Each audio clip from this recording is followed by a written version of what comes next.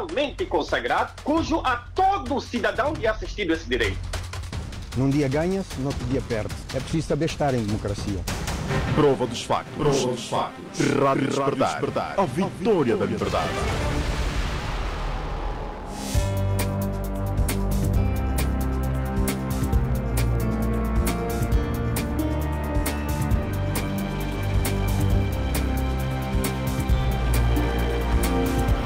Viva, minhas senhoras e meus senhores, 13 horas e 15 minutos, chegamos para mais uma jornada de análise dos factos que ao longo da semana despertaram as atenções da Rádio Despertar, a nossa viagem de 2 horas, sensivelmente, de análise em torno dos assuntos agendados para hoje. Hoje temos 5 assuntos que vão dominar o nosso painel do Prova dos Factos.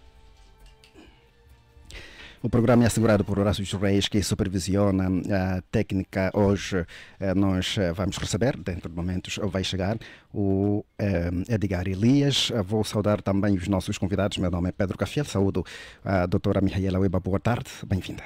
Muito boa tarde, caro jornalista. Boa tarde extensiva aqui para os meus colegas de painel e também para os ouvintes da Rádio Despertar em Angola e na diáspora. Muito bem. O Dr. Aniceto Cunha, boa tarde, bem-vindo. Boa tarde. Muito obrigado pelo convite. As minhas saudações são extensivas também aos colegas aqui presentes e aos caros ouvintes da Rádio Despertar. Está certo. Dr. Gerson Saluce, boa tarde, bem-vindo. Boa tarde, Pedro Cafiel. Boa tarde extensivo aos estimados companheiros de painel e, é claro, a estimada deputada Mihaela Weba e de forma igual a todos que nos ouvem. Muito bem. O Dr. Agostinho Secato, boa tarde, bem-vindo. Boa tarde para si e aos ouvintes que nos acompanham. Muito bem, vamos então abrir com o apelo do Presidente da República, João Lourenço, aos serviços de inteligência externa a estarem de olhos abertos face aos últimos acontecimentos de golpes de Estado no continente. A preocupação do chefe de Estado angolano foi expressa na tomada de posse da nova diretora-geral adjunta do CIE, Teresa Silva, referindo-se de forma particular ao golpe de Estado do Gabão, em que militares afastaram do poder o presidente Ali Bongo, que vinha governando o Gabão por 14 anos. Começo consigo, Dr. Agostinho Secato, a olhar para este apelo do Presidente da República. O panorama da África aconselha a que justamente os serviços de segurança externa estejam atentos. Sim. Na verdade é uma orientação apenas do Presidente da República. Portanto, os acontecimentos, os últimos acontecimentos, portanto, preocupam qualquer estadista e a atenção fica redobrada fundamentalmente nos laboratórios de inteligência. Isso é fundamental, não é? Porque os golpes de Estados têm uma característica, não são feitos na rua. Portanto, os golpes de Estado são feitos em casa, por pessoas de casa que conhecem perfeitamente os cantos da casa, e grande parte deles são pessoas de confiança. São pessoas de confiança que a dada altura podem entender que o líder já não responde às necessidades para as quais foi lá colocado, e há uma distorção e daí a necessidade de se retirar.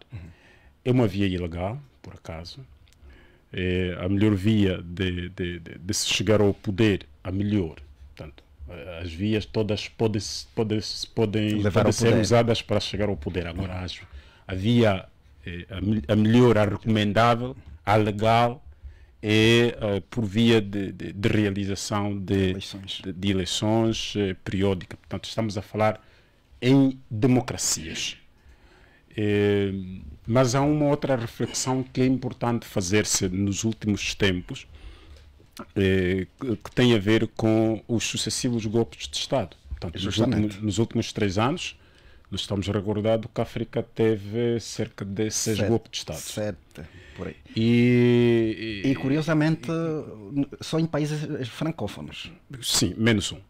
Mas a grande questão aqui é por que razão? Portanto, o golpe é uma consequência, é a conclusão, é o final de todo o problema. Portanto, há um problema na base. Os golpes não surgem em vão.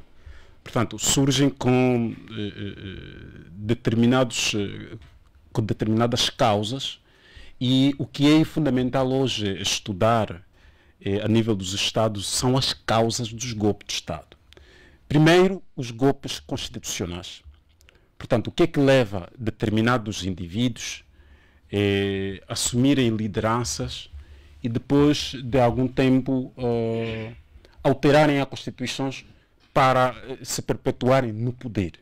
Portanto, o que é que leva, por exemplo, um indivíduo que em 10, 15 anos não consegue concluir, ainda quer mais um mandato de 5, 10 anos para poder concluir? Portanto, isto aqui, a nível da ciência política, requer algum estudo mais aprofundado. E depois leva-nos a uma outra pergunta antiga. Se os nossos sistemas estão mesmo bem conformados, aqui a nível da África, temos que nos perguntar se precisamos mesmo de repúblicas ou monarquias. Portanto, há aqui uma questão que é necessário fazer. Por quê? Porque as democracias parece que o formato normal está apenas... só funciona quando interessa determinados grupos. Nesta altura, por exemplo, quando acontece um golpe de Estado, os Estados, as lideranças vão todos condenar. Ok, mas ninguém condena, por exemplo, quando um líder, um presidente da República promove a alteração da Constituição para aumentar mais anos para o seu mandato. Porque das eleições, não tenhamos dúvida que ele vai ganhar de uma ou de outra forma, porque há mecanismos de manipular.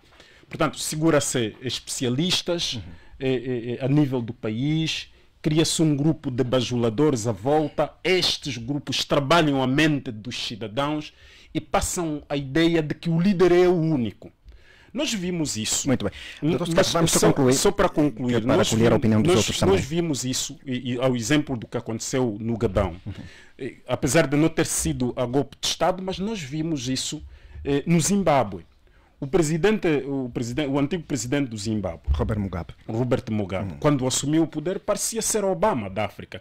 Quem viveu nos anos 80, no final dos anos 80, anos 90, percebia-se exatamente. Era de Mugabe que se falava, era ele que se cria. Mas mais tarde nós vimos aqueles episódios no final do seu mandato que foram terrível. Agora o presidente Ali Bongo, do Gabão. Portanto, aquele presidente já estava doente. O presidente está doente desde 2018. Exato. Portanto, o homem já não consegue ficar. Ele sofreu um AVC. Aqueles golpistas lhe fizeram um favor maior, porque ela vai descansar, vai para casa, vai descansar um pouco, vai cuidar da saúde. Está certo. Portanto, é condenável o golpe de facto, mas também do outro lado lhe tiraram de uma situação das maiores, porque aqueles já não tinham poder. Os que tinham poder são os que estavam. Eu já volto assim, doutora Agostinho Cicato, muito bem. A doutora Mihaela Ueba, agora consigo a preocupação do Presidente da República e a situação de golpes de Estados constantes a nível da África. Antes de mais, gostaria de dizer que o nosso Presidente acho que está a demonstrar algum nervosismo, porque para além de fazer este apelo à secreta externa de estar de olhos abertos aos acontecimentos do mundo, e falo isso no dia em que militares tomam de assalto o poder no Gabão, vai encontrar-se com um golpista, que é o presidente do Congo. Ora, o presidente da República do Congo, Denis Sassou Nguesso, deu um golpe de Estado a Pascal Lissouba, presidente legitimamente eleito, democraticamente eleito na República do Congo. Ora, e é com este presidente golpista que o nosso presidente vai se encontrar para tratar da questão do golpe do Gabão. Essa é a minha primeira nota. Está a condenar o golpe. E um golpista a condenar o golpe, exatamente, como se nunca tivesse feito isso. Mas a segunda nota que eu queria dar aqui era trazer à reflexão aquilo que foi dito por George Weah, e cito: enquanto a CEDEAO tolerar os golpes institucionais que permitem a presidência vitalícia, haverá golpes militares. E não podemos condenar o golpe de Estado militar quando não condenamos aqueles que fazem golpe de Estado institucional. A CEDEAO deveria trabalhar para o interesse dos nossos povos. Esse é o presidente da Libéria. Isso é o presidente da Libéria. Exato. E por que George Weah vem com esta reflexão? Porque ele tem, de facto, verificado que a CEDEAO, a União Africana, os líderes africanos são rápidos em condenar golpes de Estado, ok? Militares, mas quase que não se pronunciam quando são golpes constitucionais. Ou seja, o continente decidiu abraçar a democracia. E a democracia tem regras. E essas regras e princípios democráticos estão a ser subvertidos, como manipulação das eleições, alteração da Constituição para permitir presidências vitalícias e o não cumprimento de regras elementares da democracia, como o tratamento que se dá às oposições, etc. E, portanto, o golpe de Estado militar hoje faz duas coisas. Primeiro, retira um ditador como que para colocar outro ditador. Por quê? Justamente. Quem vai pela via do golpe militar sabe perfeitamente que essa via é uma via anticonstitucional. Ok? É uma via que, para além de ser ilícita, para além de ser, como é que eu diria, ilegítima, é anticonstitucional. E o problema que se põe é que nós vamos aferir só os efeitos do golpe de Estado militar, mas não as suas causas. E as causas, nós sabemos, é exatamente a subversão de regras e princípios democráticos, não aceitar a democracia. E isso muitos países, infelizmente, em África, nós temos. Temos presidentes que estão há 20, 25, 30 anos no poder. Portanto, 40 anos no poder. Do gênero. E ainda acham que têm mais algo a dar para o seu país. Do gênero, não chegaram à conclusão que já chega. O que é que acontece? As suas próprias estruturas, ok, apodrecidas pela corrupção, vão fazer o quê? Fazem o golpe de Estado para se perpetuarem. Portanto, o golpe de Estado hoje é entendido como uma forma de manutenção do poder de quem já tem o poder, só que com uma outra cara. É um grupo que entende. É um grupo que entende que quem está lá já não responde aos seus interesses. Se formos a ver, no Gabão, as eleições deram vitória à oposição. Portanto, a maior vítima do golpe de Estado do Gabão... Mas a Comissão Eleitoral divulgou diferente. Sim, a Comissão Eleitoral é como a nossa Comissão Eleitoral, divulga aquilo que lhe mandam. Portanto, o golpe de Estado no Gabão vai manietar a oposição, vai permitir com que quem perdeu o poder fique no poder, ok? Mas com um outro rosto. Esta é uma outra faceta desses golpes de Estado que estão a acontecer alguns em África, infelizmente. Ok. Doutora Aniceto Cunha, agora eu consigo esta preocupação do presidente João Lourenço e este quadro, uma espécie da reedição da década de 1960 de golpes de Estado atrás de outros. Ok, nós somos da opinião que condenamos veementemente o alcance do poder através do golpe de Estado, e penso que o pronunciamento do presidente na qualidade de comandante em chefe das Forças Armadas, não é? Fê-lo, digamos, ele pretendia alertar, não é?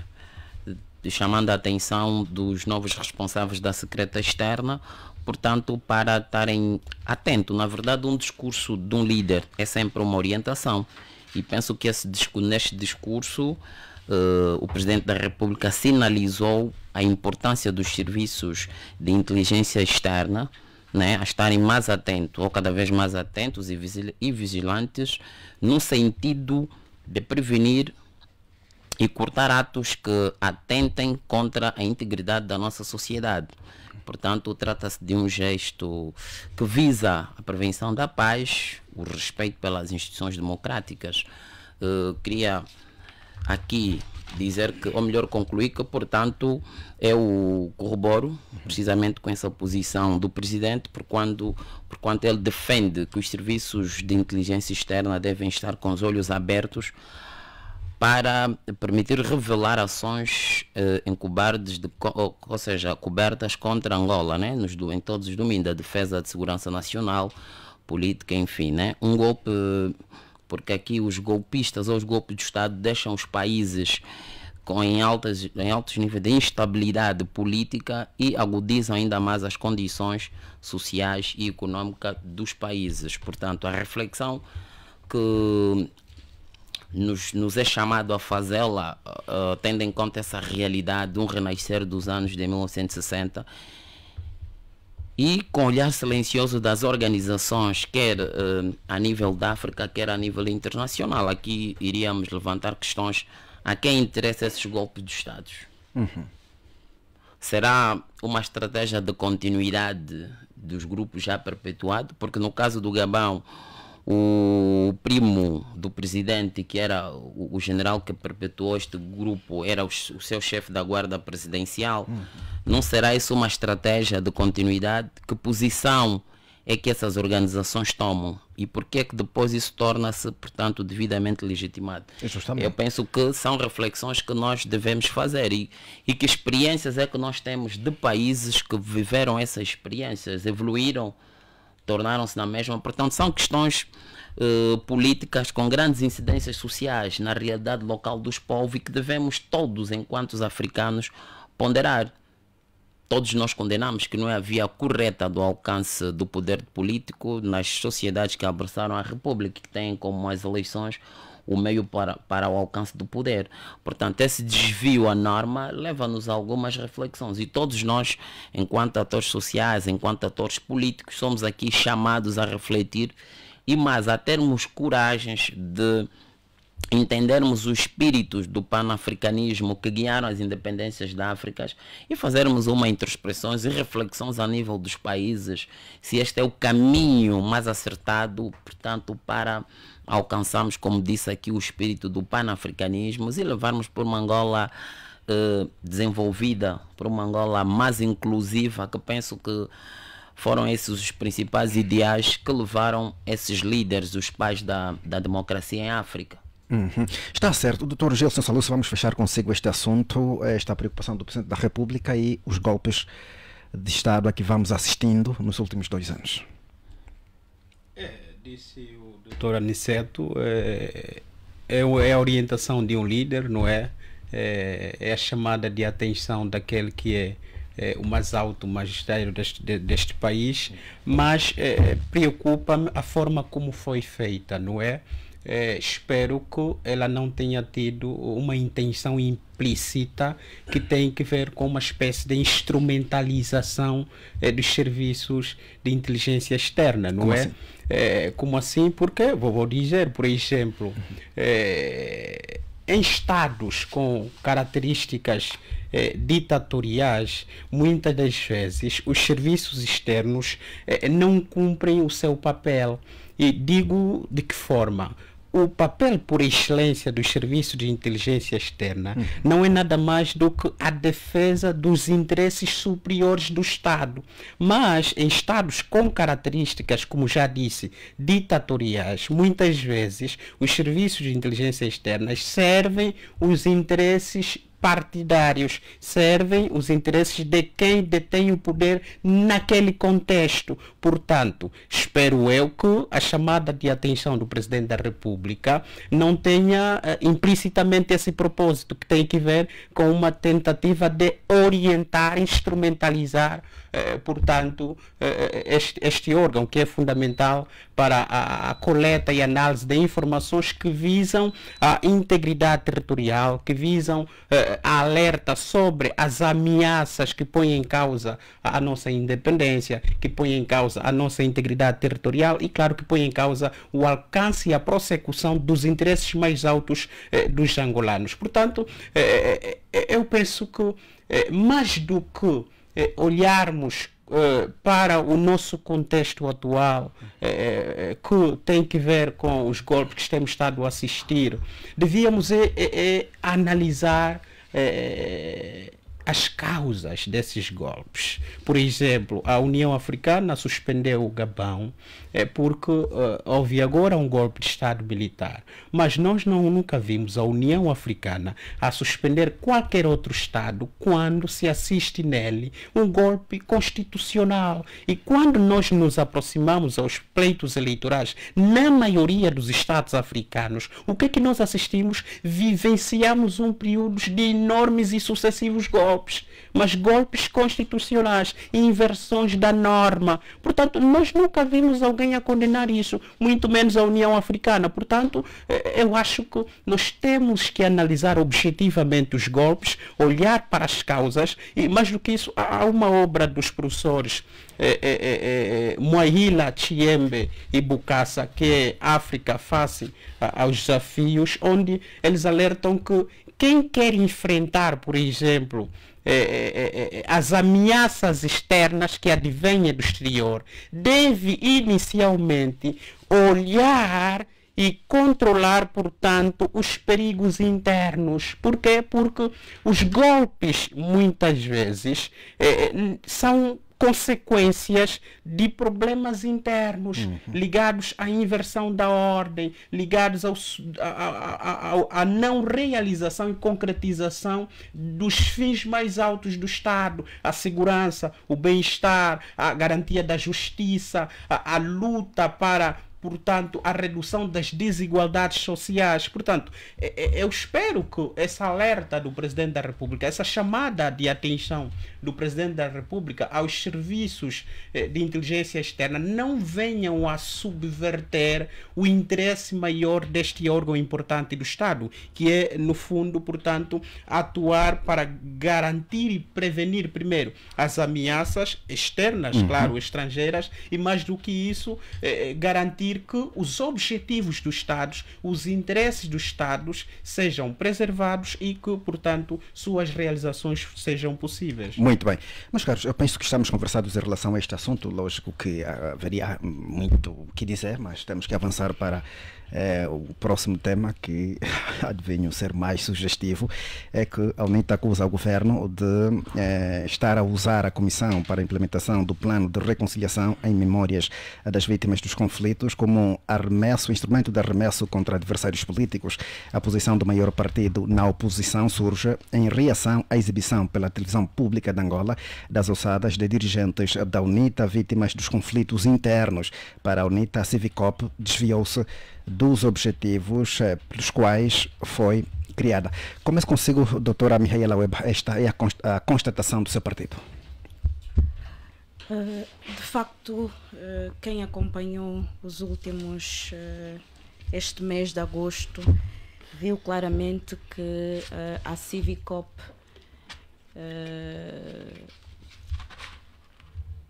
desviou-se daquilo que foi o objetivo da sua criação. Eu, francamente, este mês de agosto comecei a perguntar-me qual foi mesmo o objetivo para a criação da Civicop. E daquilo que me anda ainda na memória, eu percebi que o Estado angolano, através do Presidente da República, criou em 2019 a Comissão de Reconciliação em Memória das Vítimas dos Conflitos Políticos, que abreviadamente chamamos Civicop. E, na altura, era Ministro da Justiça, o Dr. Francisco Queiroz, e numa das entrevistas que ele deu, ele dizia o seguinte, que o objetivo da Civicop, dizia ele, é a reconciliação e o perdão. pelo que não vai haver julgamentos nem indemnizações relativas aos conflitos políticos. Posteriormente a isso, o Presidente da República, em 26 de maio de 2021, pediu perdão, em nome do Estado, pelas execuções sumárias que o país viveu entre a independência e o fim da Guerra Civil. Ou seja, tudo que foram execuções sumárias no período entre 11 de novembro de 1975 a 4 de abril de 2002 estavam dentro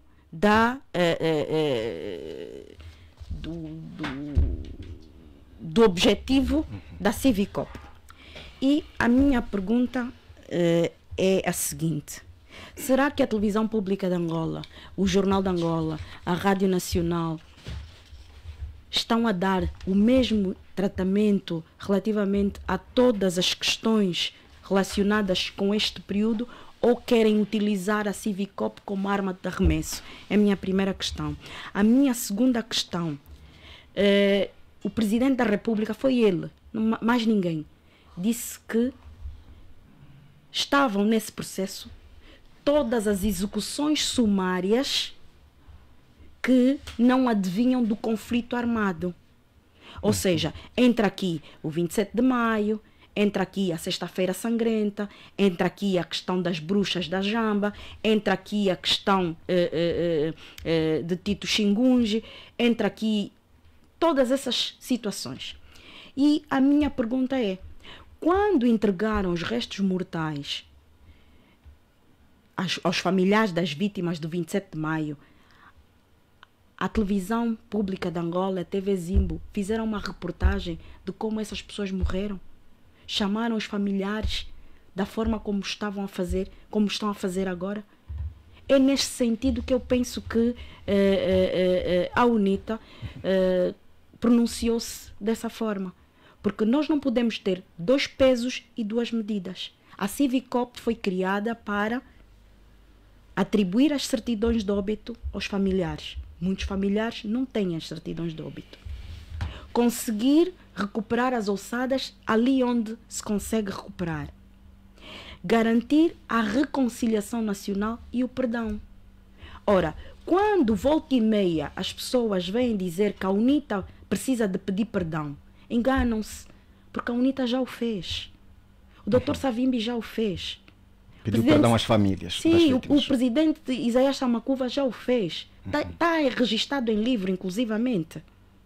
Portanto, quem fez agora, em nome do Estado, no dia 26 de maio de 2021, foi o Presidente da República. E fez-lo para todos. Por ter sido um dia antes do 27 de maio, muita gente pensou que aquilo fosse só para o 27 de maio. Não, fez-lo para todos. Foi o único bom ato do mandato passado do Presidente João Lourenço. Quer dizer que o Estado assumiu o passivo de todos os movimentos. A Civicop foi criada exatamente para isso, para o Estado assumir o passivo de todas essas situações. Agora, se queremos levantar fantasmas, nós podemos levantar, porque a Civicop já perdeu toda a sua credibilidade. Primeiro, no processo relativo às vítimas de 27 de maio. Ossadas trocadas. Processo relativo à Sexta-feira Sangrenta. Nem sequer foi introduzida, mas houve execuções sumárias e valas comuns. Portanto, se é para destapar fantasmas, nós conseguimos também fazê-lo. Isto em nada vai ajudar e não vai ajudar em nada ao país. Nós precisamos efetivamente de paz, reconciliação nacional. E para isso é que foi criada a Civicop. Não é para, em momento que estamos a falar da destituição, vir com essas pedras de arremesso e apresentar ossadas de 6 dirigentes da UNITA, 5 militares e uma civil, que foram dirigentes da UNITA e que foram mortos no âmbito do conflito armado. Está certo. Doutora Aniceto Cunha, consigo, a UNITA diz que o governo está a usar a Civicop para prejudicá-la. Bom, essa é uma questão que tem que ser muito ponderada e penso que a UNITA já nos habituou a essas interpretações e consequentes acusações. Não é um bom caminho, portanto, o caminho mais ideal do seu entendimento deve ser, ainda assim, o diálogo institucionalizado.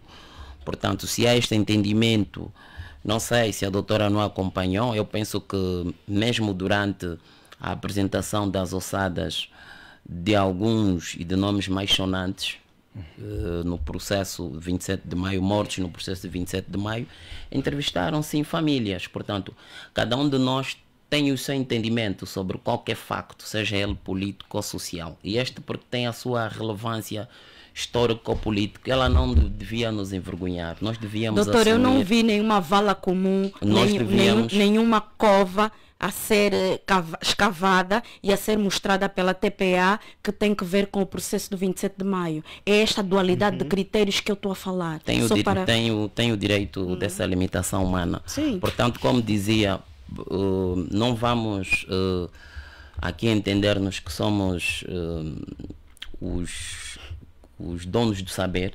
Estamos a interpretar factos, de facto. Mas seria bom que pudéssemos nos distanciar um bocadinho do militantismo, né?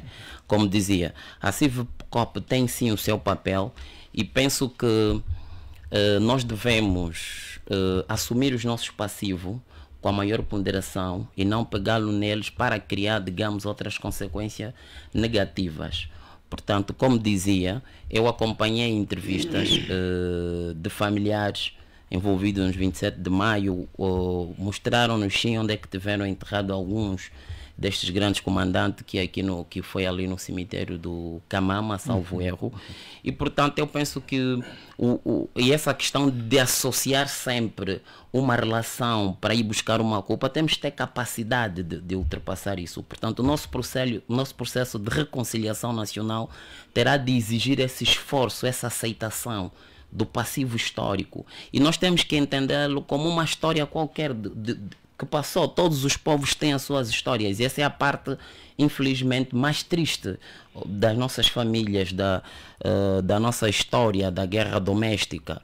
Portanto, ouvir pessoas ligadas a esse processo cujo paradeiro das ossadas dos familiares eram desconhecidos, na verdade podemos explorar de maneira mais positiva, porque isso acaba trazendo uma paz espiritual, porque o africano não conta o número do morto, o africano conta o óbito, e portanto enterrar as ossadas dos seus antequeridos é como que se ter a certeza da identidade e enterrar o seu ente querido. Isso traz consigo, do ponto de vista antropológico e sociológico, traz uma paz, uma reconciliação interior com as pessoas. E eu não sei se isso terá chocado o Partido UNITA ou a direção do Partido UNITA pelo facto de ter havido entrevistas de filhos que, portanto, fizeram chegar cartas à direção do partido, que não tiveram o apoio da direção do Partido UNITA no sentido de intervirem junto da Civicop e daqueles mais velhos que eventualmente tivessem conhecido o local da execução ou do enterro dos seus antequeridos. Penso que esse é o sinal que portanto, terá chocado, porque nós temos visto nas escavações arqueológicas de vários tempos esse procedimento, e penso ser normal para um país que se quer, portanto, curar das suas feridas. Eu penso que não há nada mais. E essa questão de criarmos sempre o delírio da perseguição diante de um facto e querermos sempre justificar, não há nenhuma correlação entre o facto político criado pelo Partido UNITA, que ainda não é um ato como tal de iniciativa de destituição, com os trabalhos, portanto, desta comissão da Civicop. Não há, portanto, um fator de correlação, não são variáveis, portanto, que em si cruzam-se. Então nós temos que ter essa capacidade de distinguir e analisarmos os nossos problemas como tal. Tá vendo? Ter a capacidade de aceitar, ter a capacidade de dialogar, perdoamos-nos, porque aqui está a passar uma geração política que todas elas estão diretamente ligadas ao processo, quer do conflito interno, quer do alcance da paz. Portanto, está-se a passar um legado de gestão das instituições políticas, e me parece que esse legado está a ser mal passado, sobretudo pelo Partido UNITA.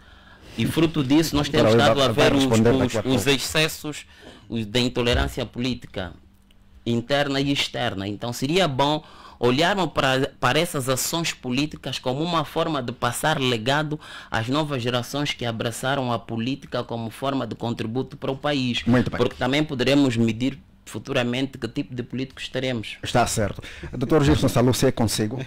Recordo-me que quando da constituição desta comissão já havia vozes que se levantavam, que questionavam qual seria o alcance efetivo desta comissão na pacificação dos espíritos. A credibilidade ou não da comissão. Justamente. É consigo. Bom, eu penso que agora mais do que nunca percebe-se que a credibilidade desta mesma comissão está em mãos alheias, não está em maus lençóis. Portanto, se nos atermos à encenação que fomos assistindo esta semana, perceberemos que isso levanta aquilo que nós podemos compreender como mais uma vez um espírito de comoção, né? Fragiliza emocionalmente os familiares. Eu não me lembro com outros casos e de figuras mais sonantes até da UNITA, passarem encenações de corpo, de ossadas locais, valas e o resto, onde estariam os corpos. Não me lembro de ter assistido a isso. Portanto, eu penso que isso beliscou, e de que maneira o propósito desta comissão, que já foi dito aqui, ela foi criada para efetivamente cumprir 3 objetivos fundamentais, de forma objetiva, que é garantir um espírito de perdão entre todos os angolanos, porque a guerra foi feita por todos nós, isso que fique bem claro, não é a UNITA que fez guerra, não é o MPLA que fez guerra, todos nós, de uma ou de outra forma, participamos da guerra, ou por parte da UNITA, ou do MPLA, ou da FNLA, ou de uma outra forma, direto ou indiretamente, estamos ligados a esse conflito. E por outra, a criação da comissão teve em vista também o alcance de uma reconciliação nacional, e com isso acredito que ficamos mais distantes ainda da bendita reconciliação nacional, não é? E por fim, como é possível alcançar o 3º objetivo dessa comissão, que é, no fundo, nos foi dito quando ela foi criada, honrar a memória das vítimas? Mas como é possível honrar a memória das vítimas quando os familiares, nem conversas com, portanto, especialistas que foram contratados para representar estas pessoas na comissão, dizem-nos que esses ossos são incompatíveis? Ou seja, as amostras são incompatíveis com as ossadas dos seus familiares. Como é que é possível honrar a memória dessas pessoas? Não é possível.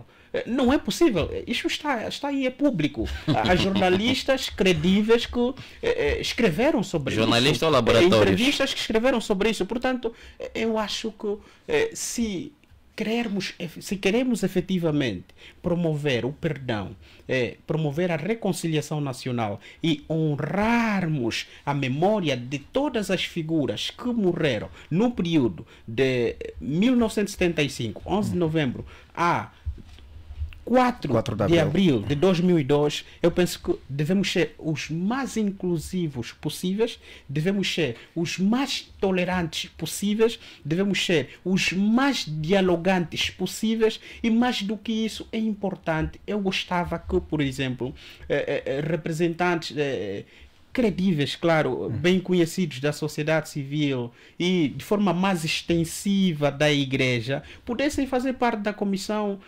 criada. Eu penso que deviam fazer parte da Civicop. Eu acho que o que nós assistimos durante essa semana em relação às ossadas de Antero e de Ana Savembe, que terão sido encontrados, teve mais do que outra coisa pretensões políticas por parte de quem governa esse país. Sabemos que, no entanto, estavam naquele dia pessoas ligadas aos serviços de inteligência, estavam representantes do MPLA, não me lembro de ter visto um representante, por exemplo, da UNITA. Nem os 2 membros que fazem parte da Civicop foram comunicados desta atividade. Okay. Sim, eu não me lembro. Não, mas é assim. Nós temos que ser mais coerentes em relação a isso. Nós, o país, temos esse problema e hoje se questiona a democracia participativa, porque nós temos os representantes da UNITA a nível da Comissão Geral. Portanto, essa CIVCOP, né, que está lá representada a sociedade civil, estou para a sua informação, portanto, ela tem um organigrama. Atenção, tem lá um organigrama e tem um calendário de trabalho. Portanto, nas ações de algumas subcomissões, como é esta, lá estão previstos. O que é que muitas das vezes acontece? Para essa empreitada específica, é dispensável a presença do... Não disse isso. Eu estou a dizer que dentro das ações da CIVCOP há trabalhos, portanto, das subcomissões e que é de conhecimento generalizado de todos. Portanto, esses indivíduos deveriam, portanto, dentro... indicar, né, a pessoa, já que eles não confiam nos especialistas nem no tratamento da matéria, indicar representados. Tu não podes estar numa comissão geral e depois, quando os resultados ou algumas informações te são desfavoráveis, você diz que não está lá representado, que não está informado. Quando tem um programa, quando tem uma agenda e quando tem um cronograma de trabalho. Mas a grande questão é que eles dizem que não dominavam, isso não foi discutido lá na comissão, enfim. Mas dizem agora... Depois ao BIE... Não tem um cronograma de trabalho. Ok. Mas esse cronograma... O doutor deve ter tido acesso ao cronograma e o deputado Eugênio Manuvacola e a deputada Clarice Caputo, que são membros da CIVCOP, não tiveram acesso a esse... E se não tiveram, devem responsabilizar a CIVCOP. Daí a falta de credibilidade. Muito bem. Essa é uma questão de análise em relação à credibilidade ou não da CIVCOP. Portanto, eu acho que não, mas quando nós estamos a analisar os dados, por exemplo, o doutor diz que há um ato jornalista, não temos, digamos, uma contradição de dois resultados de laboratórios. Existe. Certo. Muito bem. Num contexto como este, por exemplo, doutor, em vez de estarmos a passar imagens como aquelas que acompanhamos durante a semana, não devíamos ainda, para uma questão de coerência, uma questão de paz de espírito e tranquilidade nossa, discutirmos se as amostras foram ou não mesmo compatíveis. Muito bem. Mas a paz de espírito do ponto de vista de quem? A paz de espírito não é só dos familiares, de todos nós. Mas não se responsabilizou. Não se responsabilizou com o levantamento dessa alçada. Não, esses dados é público, claro. Foram vozes familiares apresentadas. Vamos fazer o seguinte. Probabilidades de haver. E das doutor, informações que tivemos, aqueles familiares, acho que vi entrevista de 2 filhos, demonstraram, digamos, alguma satisfação pelo encontro das ossadas. Muito bem. Depois há um artigo da jornalista Valentina Marcelino, Dia de Notícias, que faz menção em relação a isso, apresenta testemunho dos familiares e até de médicos de família que fizeram parte não, em relação, por exemplo, ao caso, em relação ao que já do 27 de maio, figuras muito relevantes do 27 de maio, onde amostras eram incompatíveis com as ossadas dos cadáveres. Então, se temos ainda esse pendente, por que não vamos olhar para isso e com objetividade, com coerência e uma compreensão mais inclusiva possível, ultrapassarmos esse pendente, porque nós não podemos manipular o sentido, não podemos manipular, porque põe em causa a reconciliação nacional. Se a ideia é a reconciliação nacional, a ideia é garantir o perdão, a ideia é honrar a memória dessas pessoas e homenageá-las. Então, vamos fazer como? Você vai dar ossadas que não pertencem ao pai da fulana, do cicrano. Está certo, meus caros, ficou essencial. Doutor Agostinho Cicato, é consigo esta preocupação da UNITA e o objeto da CIVCOP. Eu acho que nós partimos por um erro. Como? O primeiro erro que nós tivemos foi termos determinado com aquela comissão de diálogo entre a UNITA e o MPLA. Aquele mecanismo bilateral. Nós começamos com um erro aí, porque o discurso de reconciliação nacional hoje ficou repartido em partes. Portanto, o governo quando lhe convém diz que está a reconciliar, os partidos também dizem que estão a reconciliar e no meio disso tudo depois no dia seguinte começam novamente a brigar e está assim. Portanto, nós começamos aí, o nosso erro está ali. Eu na verdade tinha uma esperança quando se criou a Civicopo, mas se olharmos para a natureza da Civicopo e a sensibilidade do tipo de trabalho, também não vai resolver o problema da reconciliação nacional. E por quê? Porque são dois lados antagônicos, com situações completamente sensíveis e aproveitáveis do ponto de vista estratégico. Justamente. É exatamente isso que nós estamos a ver hoje. O que é que está a acontecer? É que a Civicopo precisa trabalhar, mas também o seu trabalho depende muito da circunstância em que estiver na altura, portanto, do contexto político em que se puder encontrar. E, coincidentemente, estamos a ver essas ações em concreto. O que é recomendável aqui é esta aqui é a responsabilidade da UNITA e do MPLA. E os senhores é melhor tirarem fora as axiomas partidárias, porque o país é maior do que isto. Não, mas a questão é que a comissão, o que está aqui, o que está aqui tem mais fora, peso político fora da Civicopo é exatamente isto. Não, é exatamente isto. Deveria, isto é o meu entendimento, deveria-se criar mesmo um espaço de diálogo entre estes. Há problemas graves que não passam, que não se pode resolver nessas quesilhas do tipo, passarmos a ideia de que estamos bem. Nós não estamos bem. Nós estamos recordados que a África do Sul, para se reconciliar, teve de passar por uma comissão da verdade. Portanto, os países que tiveram guerra, para se recuperar, leva ainda tempo. Aliás, a história nos diz que normalmente situações de história essas situações só se ultrapassam 50 anos depois. Portanto, hoje ainda estamos a tratar de assuntos, né? Estamos a tratar de assuntos muito sensíveis. E muito recentes, aliás, sem retirar aqui a responsabilidade do trabalho da própria Civicopo. Mas aqui também os intervenientes devem ajudar a própria Civicopo. Ora, os órgãos de comunicação social, que são veículos importantíssimos para esse trabalho, devem dar o tratamento igual a todos os casos. Portanto, o tratamento deve ser igual. E a própria Civicopo, lá a nível interno, deve criar mecanismo que atinja a todos, porque fica feio nós ouvirmos cá que, por exemplo, houve um assunto do 27 de maio em que as partes interessadas não estiveram presentes. Houve assuntos, no caso, relacionados a casos da UNITA, em que os representantes não estiveram presentes. Portanto, não é possível.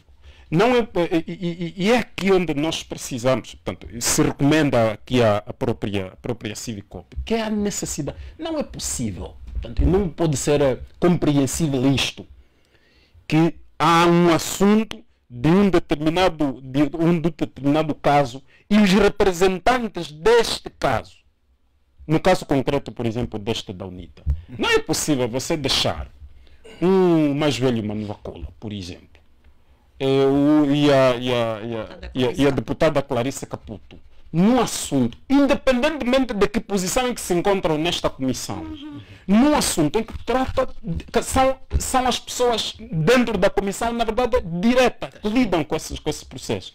Para se comunicar com o próprio partido, precisam dessas pessoas, necessariamente. Para alcançar as outras pessoas que podem intervir, precisam portanto, eles estão lá representados exatamente para isso. Porque fora disso também se lhe exonera as suas próprias funções. Portanto, esta é apenas uma recomendação. Assim como em outros casos, por exemplo, relativo ao 27 de maio ou outros casos que sejam necessários, não pode ser possível, por exemplo, que representantes do MPLA sejam deixados à parte, ou outras partes interessadas deixam de ser deixadas à parte. Mas isso já é isto é um âmbito do partido. Não, é exatamente o que estamos a dizer. Isto é âmbito de trabalho. Será que esses dois membros representantes da Civicopo tiveram acesso aquelas cartas recepcionadas pela direção do partido. Se o doutor tem essa, se o doutor tem esta dúvida, é porque a TPA não fez o seu trabalho e nem ouviu o contraditório, não foi atrás dos membros que representam a UNITA na Civicop. Mais um motivo para nós dizermos que quer os órgãos de comunicação social públicos, quer a própria Civicop, está a ter 2 pesos e 2 medidas. Há questões que devemos responsabilizar os representantes dos partidos ali elencados. Portanto, em momento algum, esses dois representantes do Partido UNITA terão dado notas publicamente de que houve a intenção desses familiares em quererem que o Partido UNITA o ajudasse e terão comunicado, portanto. Nós estamos aqui a agir na consequência do que aconteceu, portanto, tudo é... Muito bem. Vamos só deixar o doutor Agostinho Secato terminar, a doutora Weba vai responder daqui a pouco. Muito bem. Pronto, mas o que eu está em maior número, não sejam intolerantes. que estamos a romper o espaço do Dr. Secato. O espaço é de debate. O Dr. Secato, se nos dá a oportunidade, é para tranquilo. Dr. Secato, vamos continuar. O que eu estava a dizer era exatamente isto. Portanto, nós não conhecemos o âmbito de trabalho da própria Civicop. Aliás, isso é a nível interno. Mas ficou mal que até as cartas sejam exibidas na televisão pública, até porque são expedientes internos. E, portanto, esses assuntos internos devem ser tratados internamente, até porque a comissão foi criada exatamente por isto, tem um âmbito de trabalho com os seus membros e tanto mais. Agora, isto aqui é importante. O que chega a nós é uma consequência de um trabalho que, hipoteticamente, não tenha sido feito agora sim, previamente bem ao nível interno. E, portanto, há esta necessidade de se trabalhar. E por quê? Porque o que vale a pena aqui, fora desses um assunto, um ou outro caso, o que vale a pena aqui é qual é a função desta comissão. Muito bem. E depois, que resposta é que pode dar esta comissão? Porque no final do dia, nós precisamos estar reconciliados. Eu gosto muito de uma expressão que o presidente da UNITA, que o antigo presidente da UNITA usava sempre, o Dr. Isaías Tamako, que neste processo vítimas fomos todos e responsáveis fomos todos. Ou seja, e aqui um dado muito importante, só para concluir, daquela referência que fazia aqui a doutora Mihaela Weba, em relação ao Presidente da República. Ora, nós várias vezes dissemos aqui nesses espaços, e já ouvimos vozes a dizer, olha, é preciso que o Presidente, digamos que o Presidente é o Presidente de todos. Ora, se o Presidente de todos pediu desculpas em nome de todos, sobre todos os casos, portanto, já não tem sentido convidar outros entes internos, que também fazem parte do todo, pedirem desculpas particulares. Está certo. Então, o Presidente... Eu concordo, por exemplo, com o Dr. Secato.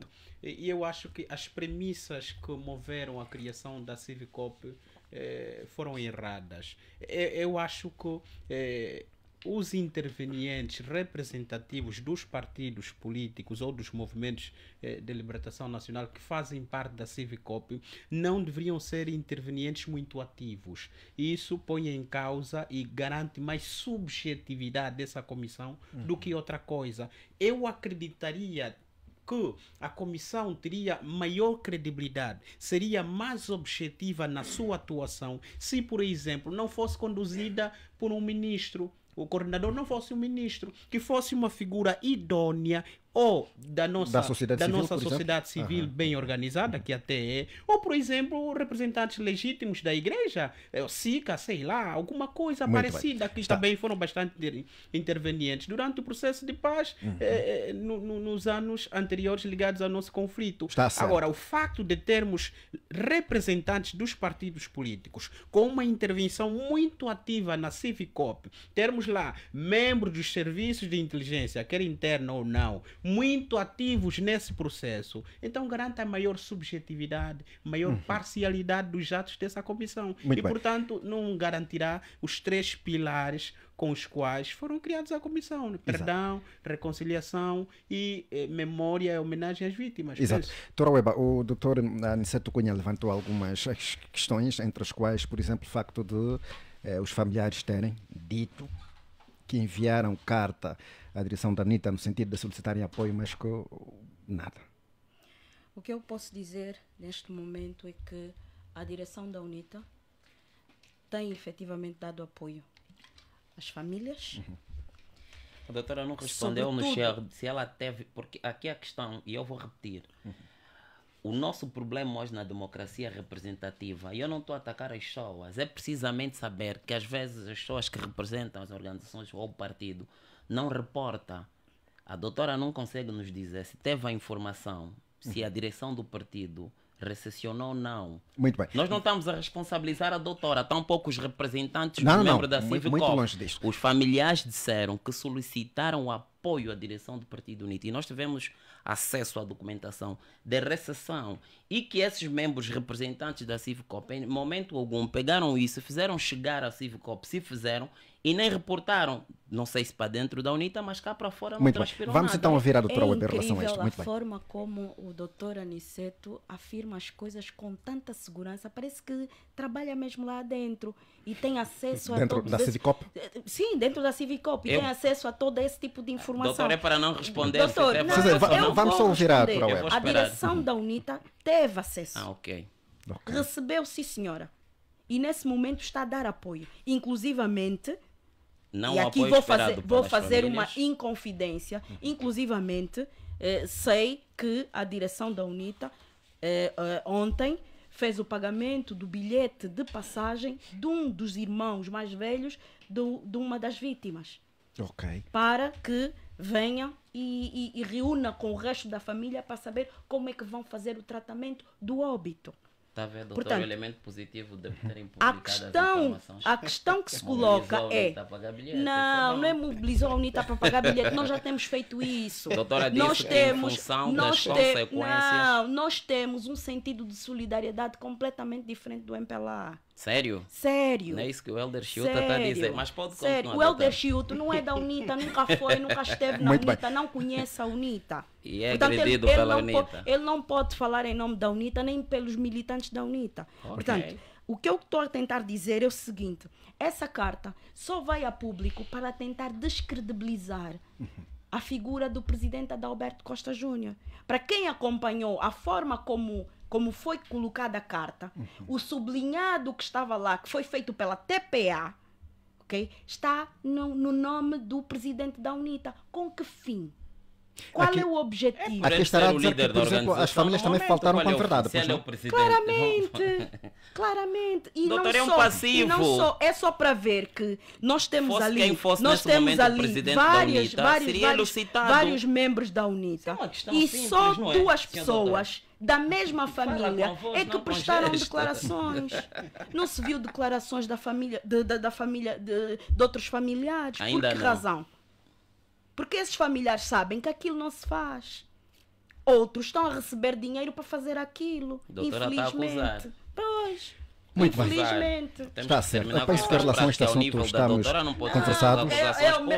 É mesmo ao meu nível. Doutora, que eu posso fazer isso. com a cultura jurídica elevada que tem, mesmo ao meu nível que não eu posso fazer aceita, isso. não Sabe aceita porquê, doutor? uma Sabe posição porquê, diferenciada, doutor? não Porque aceita há uma forma de determinadas estar, de coisas, pensar, é logo corrompida a pessoa. Há determinadas coisas e determinados Isso não é bom, isso não é bom, comportamentos senhora doutora. que só são justificáveis se a pessoa tiver a receber uma contrapartida. No teu entendimento, a Não é no doutora meu está a entendimento. ignorar, Não é no meu entendimento. sentimentos intrínsecos Não, à pessoa humana, não é no uma meu questão de entendimento. convivência de Não, tantos não. anos de, Não, doutor. digamos, de Não, revolta doutor. e que Ninguém as pessoas não aceita têm a ser liberdade, manipulado as pessoas por não têm cima a do liberdade cadáver de se dos expor. Dos nossos Muito bem. queridos. Ninguém aceita Não isso. foi Está uma certo. manipulação, Bom, aquilo não. foi um minuto. Vamos fazer o seguinte, para fechar esse Senhor assunto. Eu já estou em desvantagem, tenha calma.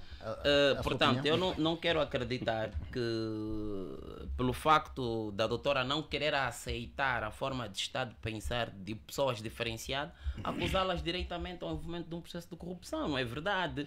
Todos nós temos amor aos nossos entes queridos e, portanto, uma ferida dessa dimensão, em saber o local incerto em que foi sepultado o seu pai, isto não te dá o direito de falar para a televisão ou para a rádio. Nós temos que conseguir perceber a dimensão humana da pessoa africana. Então, vai aceitar mesmo que é comum, é normal que alguém que fale e com aquele semblante da cidadã que nós vimos, estão a nos dizer que houve corrupção e manipulação de falar de um pai. Portanto, não acredita nisto? Diga? Não acredita nisto? É preocupante. Muito bem. Doutora Weba, vai esgotar os seus argumentos em relação a isto? Meu caro, eu penso que... Ela já tinha esgotado, tem mais? Não, eu já tinha de facto esgotado. Só que, doutor... Ele, o jornalista, que não deu conta. Sim, ela já terminou, tem mais. Não terminei. Muito obrigado. Está a contradizer-se, doutora. Não terminei. Tá e bem. agora não terminei exatamente por causa da sua ironia. Porque eu estava a dizer que, efetivamente, nós, enquanto angolanos, não aceitamos, e enquanto africanos, não aceitamos ser manipulados, ok, por cima das ossadas dos nossos entes queridos. E as pessoas que fizeram isso e que foram entrevistadas sabem, têm consciência perfeita que estão a ser manipuladas para fins estritamente político-partidários. Okay. Esta que é a verdade. Está certo. Este é um Doutor ato Secato, de vamos fechar esse assunto. intolerância até. As últimas palavras em relação a isto. Eu tenho de apelar mesmo aos visados direto, no caso os partidos políticos, que há necessidade de diálogo. Há necessidade de curarmos essas pequeninas feridas, porque não tem sentido os partidos aproveitarem os passivos dos outros como arremessos de um ao outro. Não tem sentido. Eu ainda entendo que há problemas de fundo que o MPLA e a UNITA precisam necessariamente ter de resolver. E sabe porquê? Porque esses problemas estão a transitar em quase todos os domínios da vida. Nós vimos até mesmo a nível da discussão das leis na Assembleia Nacional, qualquer declaração política, depois vem levanta uma situação daquela antiga. Portanto, há esta necessidade, Voltam sempre ao tempo da guerra. de os dois principais partidos que tiveram uma contenda militar durante esse período ter de discutir. Isso não se pode ignorar. Talvez o envolvimento das autoridades religiosas seria necessário, mas há necessidade de se encontrar esse mecanismo. Eu não sei porque que os partidos políticos, estou a falar dos dois, do MPLA e da UNITA, não colocam os egos à parte. Os egos à parte é do tipo, esta situação para não estar ultrapassado. Mas não está ultrapassado. O assunto só é ultrapassado quando é resolvido. Quando as pessoas sentam, conversam, dialogam. Muito bem. Nós temos, para terminar mesmo, para terminar, sim. em relação, por exemplo, aos processos dos acordos, o Lusaka, o entendimento do Luena, há determinados pontos importantes que são fraturantes, que precisam ser ultrapassados com maior responsabilidade. Os partidos, exatamente, obrigado. E esses partidos não conseguiram. Portanto, desfizeram o mecanismo bilateral que lhes permitia um diálogo permanente sobre esses assuntos. Agora, cada um a seu lado, e a situação está assim, meio a Deus dará. Há esta necessidade, e eu apelo aqui o presidente João Lourenço, portanto, estou a falar do presidente do MPLA e o presidente da UNITA, portanto, deles emana essa responsabilidade. Os senhores têm a responsabilidade de se encontrarem mesmo. Têm de conversar, têm de dialogar sobre esses assuntos. E porque é importante que dialoguem, porque é o país que está em causa. Muito bem. O Dr. Gilson Salucci, desta vez, começo consigo, o Executivo anunciou, ao longo desta semana, levar a cabo um processo de privatização das empresas de comunicação social privadas que depois passaram para a esfera do Estado no âmbito do combate à corrupção. Esta privatização será feita no espaço de 30 dias, a olhar para a necessidade de transparência e também a redução de despesas do Estado, que vai passar a estas empresas de comunicação social para a esfera privada. Bom, primeiro dizer que eu sou um liberal convicto. Eu prefiro uma economia de mercado onde há concorrência, as pessoas têm direito de escolher o que vão usar, com que preço vão pagar, do que propriamente uma economia centralizada, né? Onde temos um ator político que define aquilo que nós vamos comer, vamos beber, vamos vestir e que preço vamos pagar. Portanto, dizer também que... não é muito bom assim. Mas isso permite maior usufruto da liberdade, não é? E o Estado Democrático de Direito é fundamental que conserve o princípio da liberdade. Portanto, eu prefiro ser assim.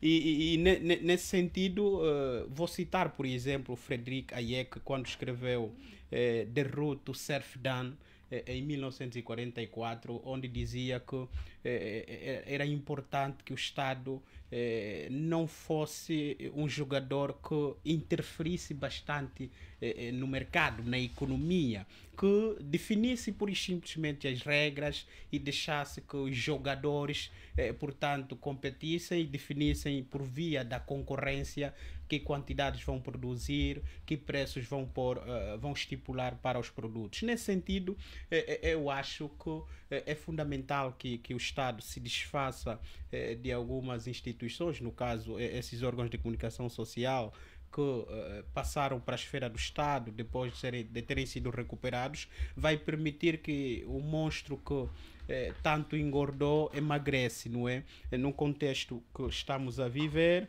que de dificuldade financeira e econômica, é fundamental que esses órgãos passem mesmo para a esfera do privado. Agora, ao passarem para a esfera do privado, é importante aqui que se recomende o respeito mesmo da lei da contratação pública. É importante que o processo seja concluído, seja levado a cabo com transparência, com rigor, com respeito às normas da contratação pública e não só. E mais do que isso, que não haja interferência de um ou de outro, de modo a que esses órgãos saiam da esfera do Estado e passem para as mãos de amigos, de compadres ou de comadres, não é? É importante que isso não aconteça. E mais do que isso, que não sejam postos no mercado a preços de saldos, como o que aconteceu, por exemplo, com o BCI.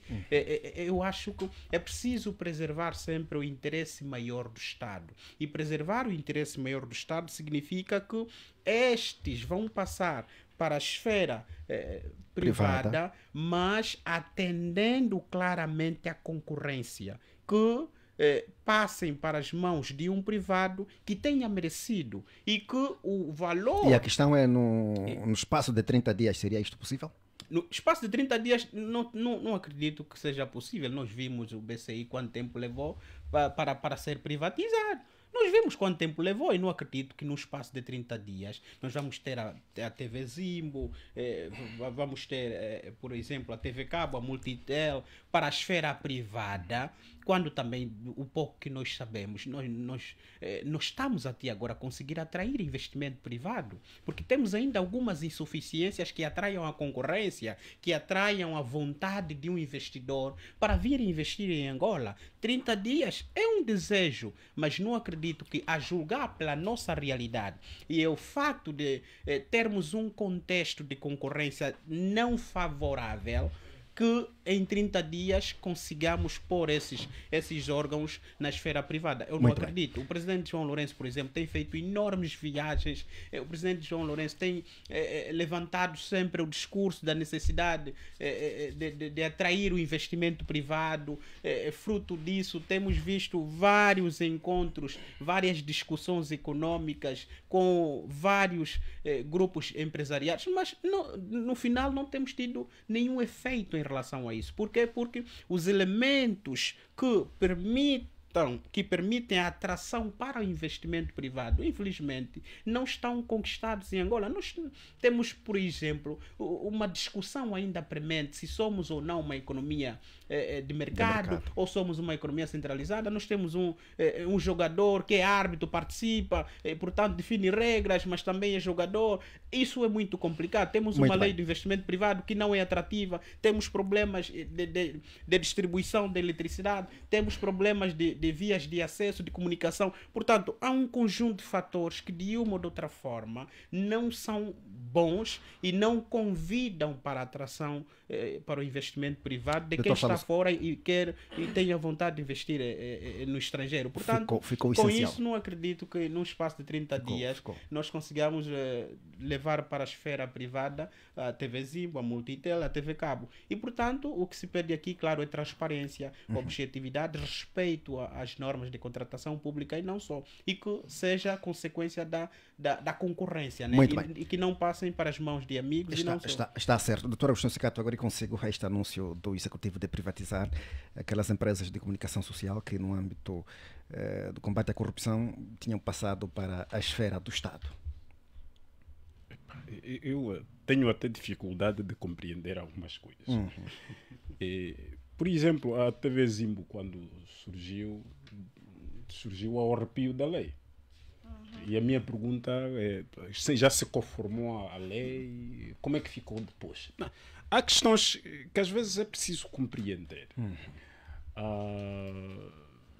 Passa à esfera privada, qual será o critério da privatização? Critério já sabemos. Sim. Critério já sabemos. Será o funcionamento? Porque nós precisamos de instituições que trabalhem. Não, mas a passar para a esfera do privado, o privado vai definir. Vamos lá chegar. Aliás, isso é exemplo mais claro. As instituições que nós temos aqui, as empresas que nós temos aqui, infelizmente privadas, por nós não termos ricos, temos pessoas com dinheiro. E essas pessoas são pessoas politicamente expostas. Essas instituições, infelizmente, aquelas que têm serviço público por prestar, também não conseguem prestar. Ou seja, não conseguem prestar sem tomarem partes. Esse é que é o grande problema. Nós precisamos resolver problemas maiores. Para mim não interessa se a empresa fica ao cuidado de A ou de B, mas desde que esteja a funcionar e esteja a cumprir os objetivos do seu objeto social. Portanto, isto é o mais importante. Estas empresas, convenhamos que sejam na mão de nacionais, mas não estou aqui a ver nacionais fora dos políticos com alguma capacidade suficiente. Digo, não estou a ver, não que não haja, deve haver, mas e porque isto foi visto claramente na altura da segunda operadora, da quarta operadora. A terceira não funciona, portanto, não sabemos onde estão os telemóveis da terceira operadora, mas temos já a quarta operadora. Portanto, estou a falar da Angola Telecom. Eu não sei alguém que telefona via telemóvel pela Angola Telecom. Não conheço, pode haver alguns, peço desculpas, os que têm telemóvel da Angola Telecom, mas estou a falar quando surgiu a Africell. Nós vimos aquele imbróglio que deu. Depois tivemos que entregar isto aos estrangeiros. A minha pergunta é, vamos entregar a Zimbo aos estrangeiros? Vamos entregar a estas outras empresas, a Multitel, entre outros. E são todas empresas estratégicas, convenhamos perceber isto. Portanto, vamos entregar aos estrangeiros e ser aos angolanos, quais são os angolanos com capacidade. Eu creio que o que poderíamos fazer aqui é convidar os empresários angolanos, que esta é a oportunidade deles poderem assumir a responsabilidade destas empresas, concorrerem de igual, mas que deve haver lisura no processo. O problema é onde encontrá-los. E permitir mesmo que essas empresas com capacidade concorram de igual com os outros. Se o concurso será internacional, se será só nacional, isso para mim não interessa muito, mas o que interessa é o resultado dessas empresas. Nós precisamos que estas empresas respondam aos problemas mais prementes das quais foram criadas. Muito bem. E para terminar mesmo, resolvam também os problemas dos seus trabalhadores. Nós temos relatos gravíssimos de problemas dos funcionários destas empresas. Não só agora, mesmo quando já estavam na mão de privados, e os privados que eram bons, que tinham dinheiro, que até se recupetraram do próprio erário de todos nós, não lhes pagavam bem. Agora, é necessário que vai para a mão dos privados, mas o privado que pague bem. E o Estado também não aguentou e não está a aguentar, isso é verdade. O Estado não está a aguentar. Portanto, temos serviços de má qualidade, é sinal de que o Estado é mau gestor. Também sou de acordo que deve se retirar. O Estado depois se recuperou, se apoderou de tudo. É o Estado que tem supermercado, é o Estado que tem telefone, é o Estado. Mas o Estado então faz tudo. É ele também que vai na lavra, vai buscar banana para vender ao cidadão. Ficou essencial. É aqui onde há necessidade dos empresários ter de entrar. Mas o meu último apelo é: deixemos que os empresários nacionais consigam concorrer. E aproveitando também aqui a adenda, os empresários pequenos, esses aí das médias empresas, têm também dificuldades graves aqui.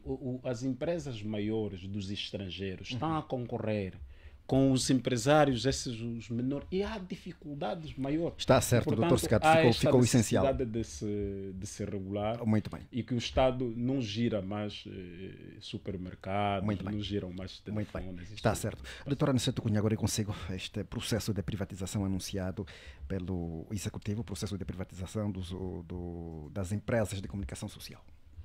Sim, penso ser uma consequência, como já foi aqui bem dito pelos intervenientes que antecederam-me.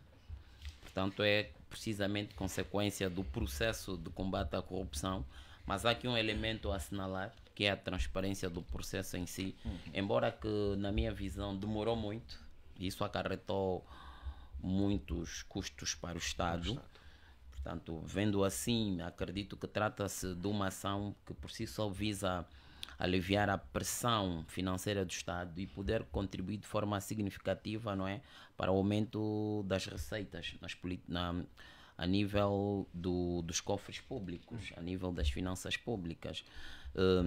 Estes ativos poderão representar, depois deste processo, digamos, poderão representar um peso orçamental a favor do Estado. Agora, relativamente às questões e às reflexões que se levantam, critérios, acesso, o que nós auguramos é que o processo continue nessa tendência de lisura e transparência, que se observe com rigor aqui o processo da contratação pública. Não sabemos, se não tive acesso à comunicação interna, critérios, acesso, não sabemos se vai toda a esfera privado ou se terá uma coparticipação do Estado, atendendo que são empresas estratégicas. Não, a princípio, segundo a comunicação, é que vai mesmo para a esfera privada. Não, nós estamos a dizer dos processos. Nós tivemos, uma coisa é anunciar a intenção de concurso, outra coisa depois é recolher as propostas. Portanto, o próprio processo em si poderá, digamos, trazer novas experiências em termos, digamos, adaptabilidade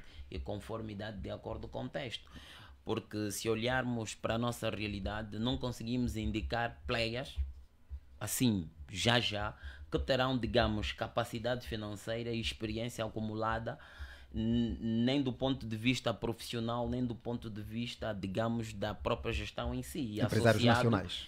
Associados, sim, empresários nacionais, referíamos, e associados, digamos, a grandes posses que poderão, portanto, custar a aquisição dessas empresas.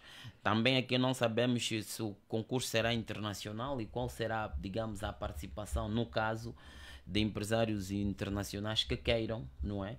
E que, no fim ao cabo, digamos que seria bom noutros tempos, digamos, a TV Zimbo já teve muitos elogios de um bom serviço prestado à nação.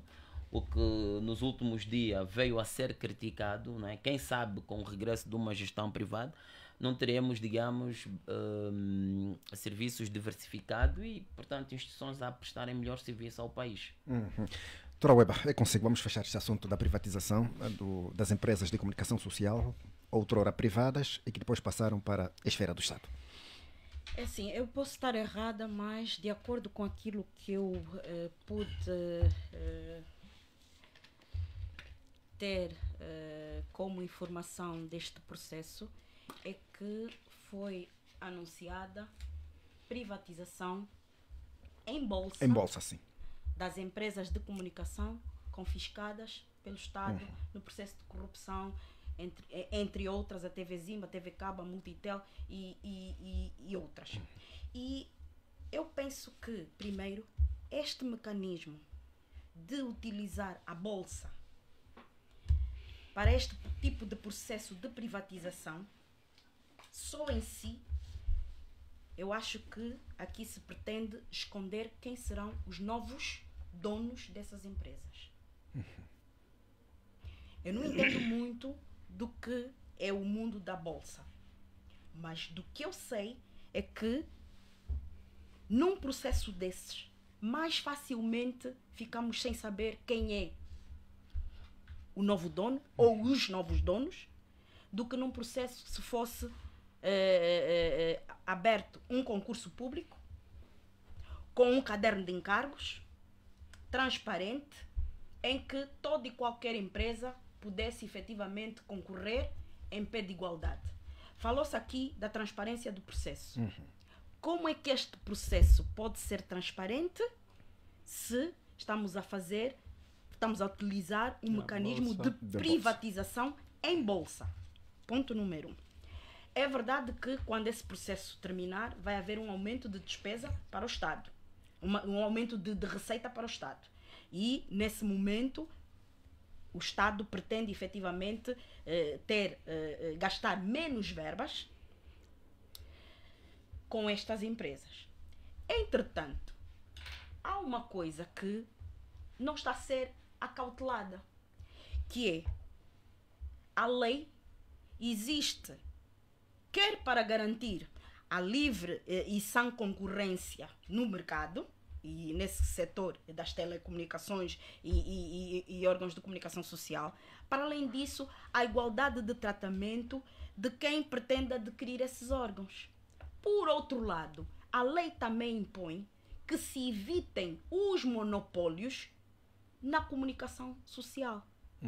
Como é que este processo de privatização em bolsa vai garantir que não haja monopólios ou oligopólios na comunicação social? Eu penso que não. Portanto, estamos aí para um caminho que não é o mais correto. Por último, gostaria de dizer que estamos em presença de mais uma tentativa de resolver algo que estaria nos argumentos para a destituição do presidente João Lourenço. Portanto, volta e meia, eu tenho estado todas as semanas aqui a dizer que o presidente, este processo de destituição já tem o seu ganho, já foi positivo exatamente por causa disso. Porque recorrentemente o presidente João Lourenço tem feito mudanças e mudando a sua atitude, ok? No sentido de fazer agora o que é efetivamente correto. A doutora antecipar o seu sofrimento. Não estou a antecipar o meu dela, sofrimento. Na expectativa de ver o presidente destituído. Nós vimos, por exemplo, para perceberem o que é que eu estou aqui a dizer, nós vimos, por exemplo, como é que o BCI foi vendido. Para se fazer perceber, doutora, né? A doutora quer se fazer perceber. Como é que o BCI foi vendido? A que preço é que o BCI foi vendido? Um banco que vale mais de 800 milhões de dólares foi vendido ao desbarato por 28 milhões de dólares. Ora, não queremos que seja a mesma situação até atrás aí dessas a comprar. empresas. Exatamente, não queremos que seja a mesma coisa. Duvido com do maiúsculo. Que seja o desbarato, não queremos que seja o desbarato em prejuízo de todos nós, porque se for vendido ao desbarato, primeiro, estas empresas foram criadas com dinheiro público, ok? no processo de corrupção, voltaram à titularidade do Estado e agora o Estado vai vender ao desbarato porque interessa oferecer a certas e determinadas pessoas. Este processo não nos vai garantir que isso não seja possível fazer. Está certo. Desta vez começo consigo, doutora Aniceto Cunha. Vamos falar do facto de o Executivo ter autorizado as instituições de ensino privadas a aumentarem as propinas e emolumentos na ordem de 10%. A proposta, 10,6%. Justamente, a proposta foi apresentada às associações no encontro conjunto entre os Ministérios das Finanças, da Educação e do Ensino Superior. Ainda segundo o documento, os valores das propinas e emolumentos continuam sob regime vigiado e a base de cálculo para ajuste anual é a taxa de inflação homóloga no mês de maio de cada ano civil.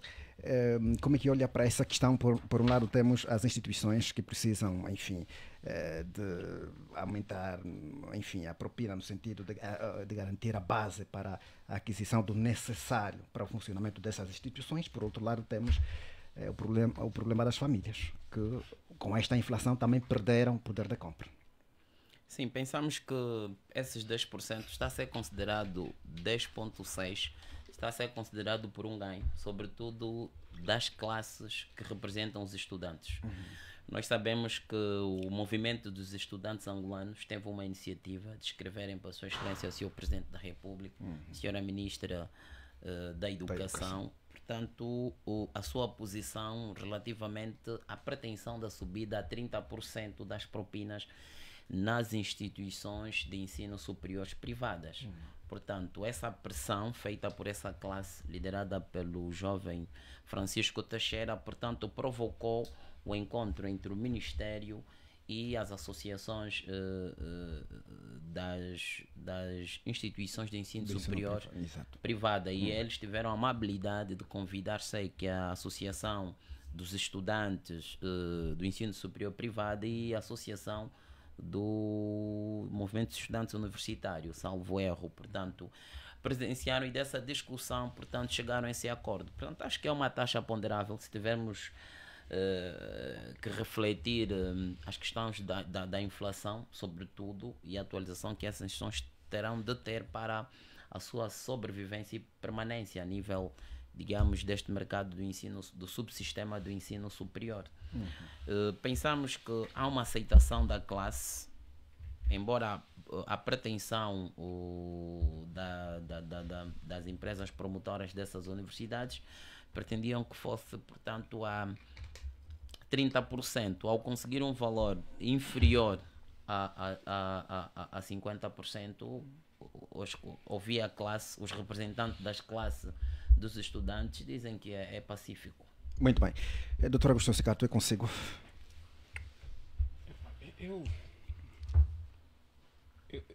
O que preocupa-me não é muito isto. O que me preocupa é o número de estudantes fora de ensino.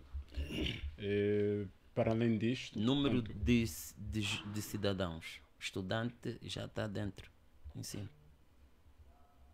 Tem mesmo estudante fora de ensino. Sim. Pode avançar, doutor. É discutível. Há mesmo estudante fora de ensino. Cidadão fora de ensino é uma coisa, estudante fora de ensino é outra coisa. Para ser estudante mas no subsistema de ensino. Sim, mas depois... aproveita então. Tem que se repetir. Aproveita então explicar. Gostaríamos de compreender essa visão. Podemos discutir num outro fórum. Não, mas aproveita aqui. A questão foi levantada em fórum público e é justo que... Para não deixarmos a dúvida. Não, estou a me referir ao tempo, mas eu quero me referir a isso. Primeiro é que nós em Angola precisamos definir determinadas coisas. As instituições de ensino superior são muito poucas. A demanda é maior e não temos... não respondem praticamente todas e grande parte dos jovens recorrem então às universidades privadas, né, para continuar os seus estudos. Infelizmente também vão ver o seu sonho adiado, porque as propinas já são caras, né? E por conta mesmo da própria situação social que se tem hoje. Eu me recordo que há algum tempo as propinas nas universidades eram 20, 25 mil kwanzas. Mas hoje estamos a falar da cifra acima de 30, 40 mil kwanzas.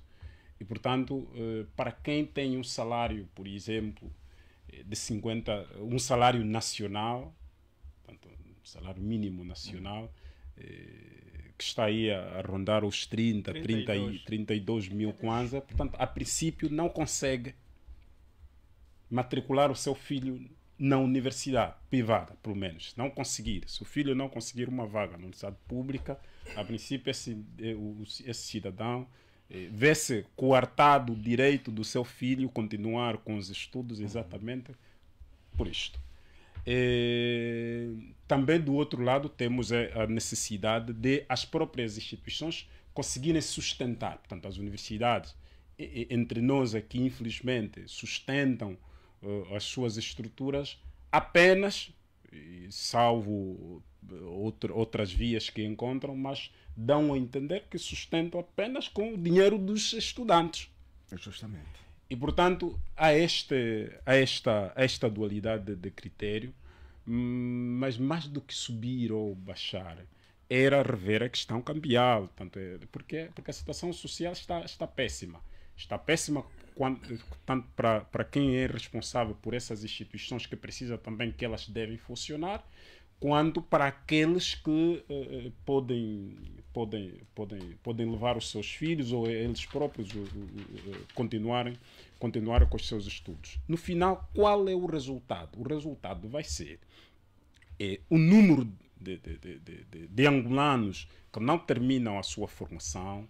Dentro de 15, 20 anos, 30 anos, teremos estrangeiros a virem aqui a ser chefe desses angolanos, e porque esses angolanos vão engraxar o sapato deles, porque esses angolanos vão limpar o chão deles, porque não vão conseguir trabalhar, porque não conseguiram estudar. E, portanto, está em causa a soberania nacional. Portanto, estamos aqui a dizer que é um assunto que toca os recursos humanos. E os recursos mais importantes de um país não são os recursos naturais, são os recursos humanos. Aqui sim, creio que se da parte do Estado, e aqui mesmo da parte do Estado na pessoa do Executivo, aumentasse talvez a rubrica do Orçamento Geral do Estado para a educação, e essas instituições fossem subvencionadas, creio que ganharíamos mais, porque teríamos mais um número maior de angolanos a irem para as instituições privadas, já que as instituições públicas não conseguem responder todas, a irem para as instituições privadas. Estamos a falar de colégios e as universidades. Portanto, a conseguirem então garantir o futuro, não só o seu, porque às vezes passa-se a ideia de que o futuro é do cidadão. Não, o futuro que eles vão garantir é da Angola, do país, porque o cidadão que não conseguir o emprego amanhã será o problema para o país. Muito bem. Doutora Weba, este aumento de 10%. Em primeiro lugar, eu devo dizer que, apesar do MEIA estar satisfeito, o MEIA não representa nem os pais, nem as famílias. E muitos dos jovens que estão no setor de ensino superior... Mas o MEIA não está satisfeito. A satisfação foi manifestada pela Associação dos Estudantes Universitários das Instituições Privadas, penso. A iniciativa que foi do MEIA, mas o MEIA não participou dessa. O MEIA não está satisfeito. Foi excluído. Ainda bem. Muito bem. Ainda bem. O mentor foi excluído, né? O mentor foi excluído, ou se auto-excluiu, porque sabe que o processo não garante os interesses nem dos pais nem das famílias. Eu acho que permitir que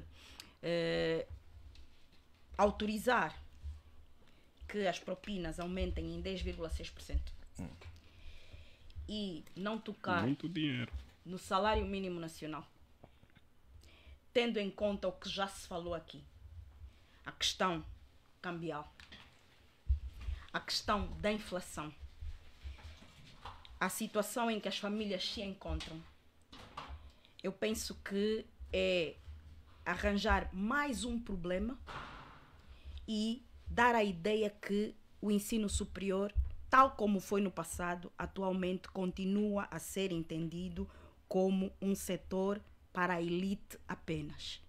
E quando digo elite, para aqueles que têm a capacidade de poder pagar por essas propinas.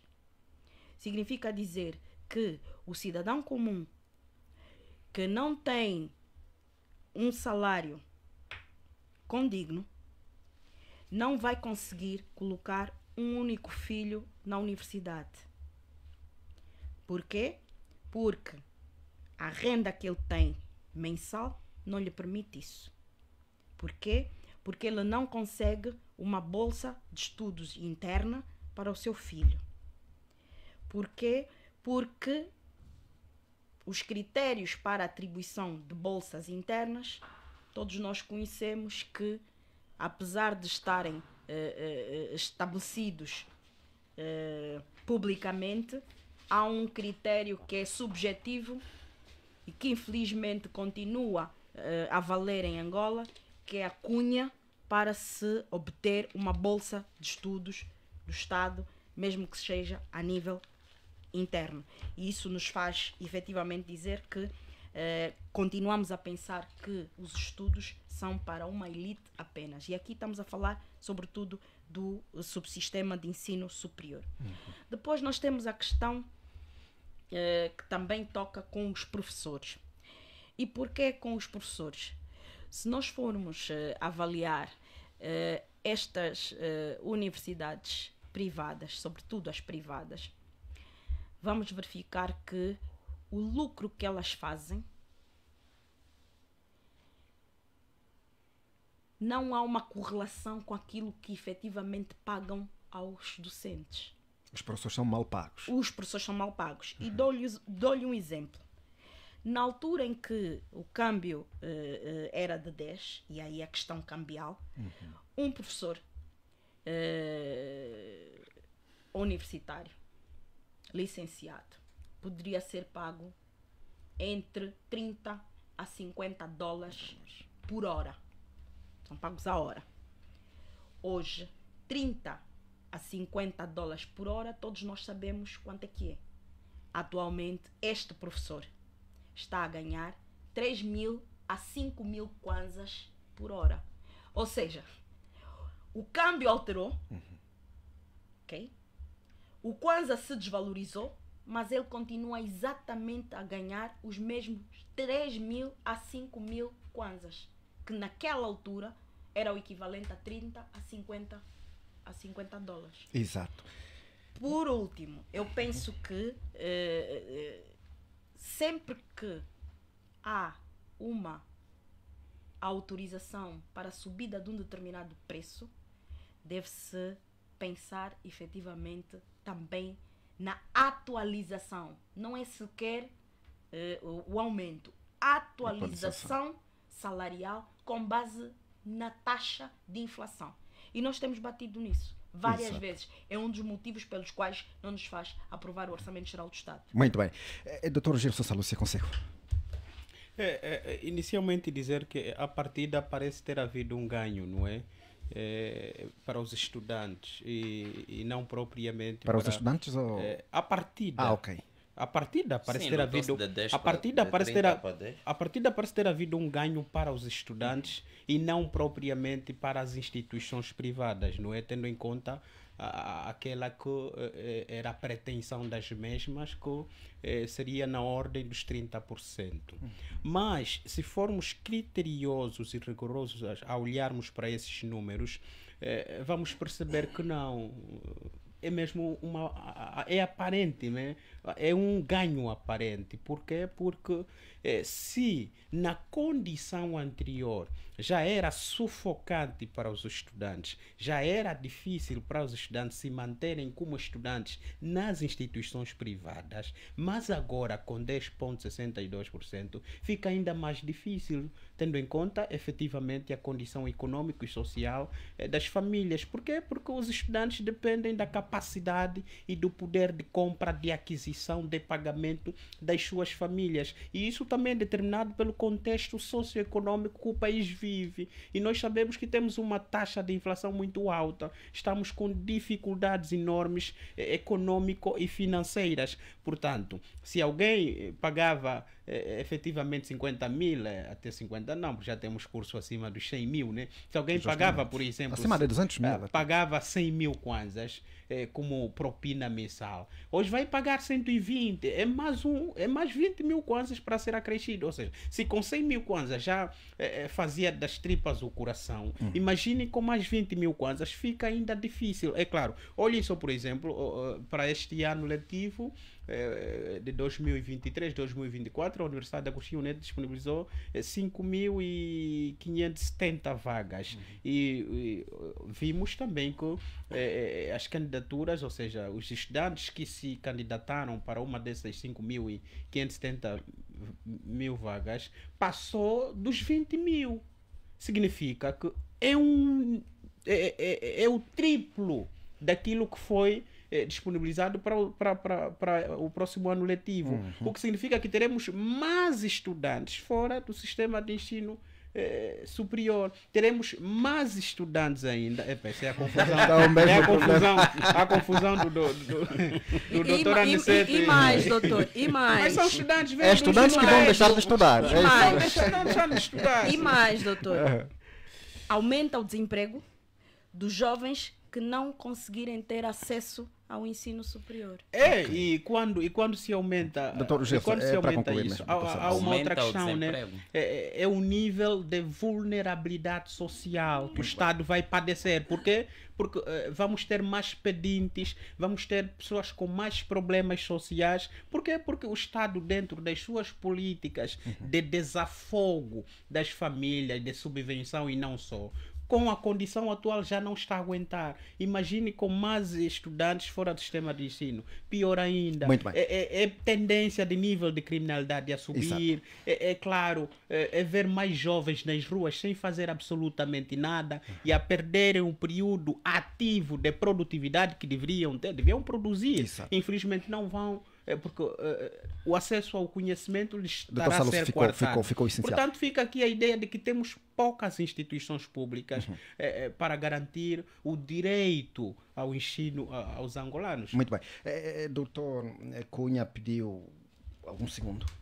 Minutos é melhor. Não é necessário. É necessário, porque assim, nós fizemos essa interpretação a nível desta política pública de acesso ao subsistema de ensino superior, mas não podemos nos esquecer que, portanto, o Estado, através do INAGB, e o relatório do INAGB diz que atualmente o Estado controla um total de 35.246 bolseiros internos, sendo que 33.699 em graduação, isto é, para atingirem o bacharelato e a licenciatura, e 1.544 em pós-graduação, isto é, a frequentarem o mestrado e o doutoramento.